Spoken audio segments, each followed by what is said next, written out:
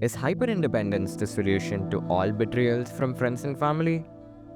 Who is God? And what is faith? And what is trust exactly? These are questions that plague 2025. And the Life of Pi has got all of the answers to all of those three questions that I posed in the start of this video and 0.14 more. And we're going to enter this video with a bang. Right now. Bang. So let's start. Hyperdependence. What is hyperdependence and hyperindependence? Well, it's to depend on somebody very heavily to the extent that it becomes manipulative. Or it is the practice of saying, you know what, screw it, everybody's gonna betray me, I'm gonna do it all by myself. And these two mentalities are extremely bad for survival. And game theory even agrees with me. But I'm not gonna prove it with respect to game theory.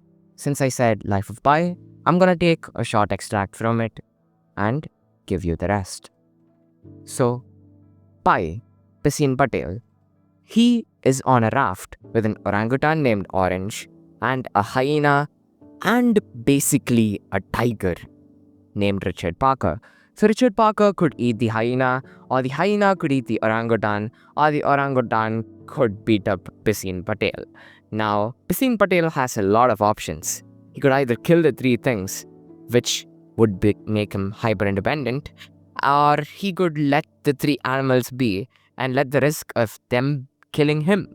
So, if he had been hyper-independent, he would have said, you know what, screw it, I'm gonna kill the three, and he would have died trying. Or, since he chose to let them be, he survived. And that is the thing. The tiger kept the hyena in check. The hyena, although it ate the orangutan and the horse, it was killed by Richard Parker in the end, effectively. So, what I'm trying to say is, if you're in an environment where you have to trust somebody, the thing to know is you got to accept the chance that there's a 50% chance that Richard Parker is going to eat you, and there's a 50% chance that Richard Parker is gonna let you alone. And that is what Pi did. He accepted the possibility that he could be eaten, but he chose to let them alive and depend on the environment to take care of itself. So that is one thing over here. Now, at a point, Richard Parker, the fear of a tiger, stopped the fear of death from reaching him. So he kept moving on. And also that way, they were interdependent. Richard Parker needed Pi for food. Pi needed Richard Parker for survival in a sort of an emotionally entangled way. Now that is done for the hyperindependence question, what other questions inflicts pain upon society these days? Well, I think the answer to that question is another question, which is, who is God? A lot of people now moved on to Nietzsche's philosophy and Stoicism and all of these non-religious philosophies because they started to rationalize. And religion is not really rooted in rationale. And the clearest thing about religion we know is it's a personification of different forces of nature. And that is the conclusion that I came to. In the story, Life of Pi, this is shown very clearly. Pisin, he goes through all of the rituals in all of the different temples, mandirs, and mosques, and churches, and Buddhist temples even. And what happens there is he learns all of those different religions. He learns to be a Buddhist, he learns to be a Christian, and the guy who's the pastor, and the guy who's at the mosque, the guy who's the priest of a mandir, they start fighting with each other because they want Pisin to choose one of their religions. He chooses not to follow all three non-simultaneously. He says, you know what? No, I'm gonna follow three religions at once. And is that faith? Well, no. Is he following a god? No. Well, here's how Pisin Patel finds faith. Stranded alone on a raft, fated to survive, if Pisin thinks of the goal of, being rescued, he would eventually fail. And he knew that Pisin Patel needs a way out of the sea. How does Pisin Patel get a way out of the sea? Well, it's to focus on the little things. It's to focus on the duty and not of the fruits of the duty. It is to devote the fruits of the labor to God in the name of God, or rather a force, which is probability here. Pisin says, you know what? I'm going to try to survive as long as I can. And he survives as long as he could.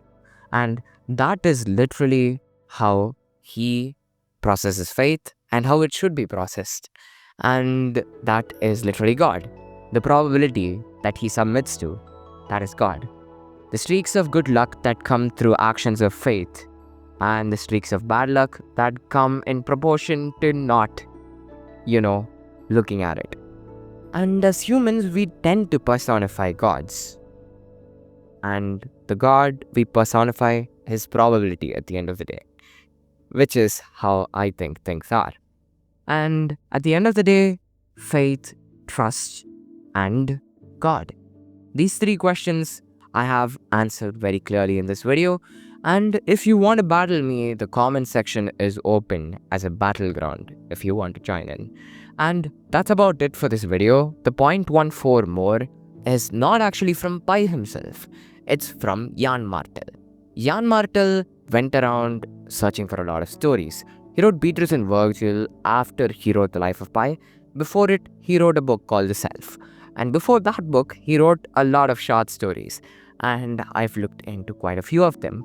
Based on my research, he did not really have much success till Life of Pi. And the reason for that is, till Life of Pi, although he loved writing, he did not really fall in love with the process of it. He did not perform it with devotion, he performed it with passion. Devotion is devoting yourself to the process. It is not really worship. Devotion and worship are different. He said, you know what, if I go exploring, I might find a great story, I might not, but I'll go exploring. It is submitting the results to the probability and doing your duty as a human. And that is my thoughts about this. At the end, the 0.14 is the author actually doing what's said in the book. And that's about it. My name is Monish. This channel's name is Monster. I like reading books, writing them, and quite a few other creative projects. I do all of those things. That's about it. Again, my name is Monish. Channel's name is Monster. To you, brother, I'll be back with another. Bye. Boom.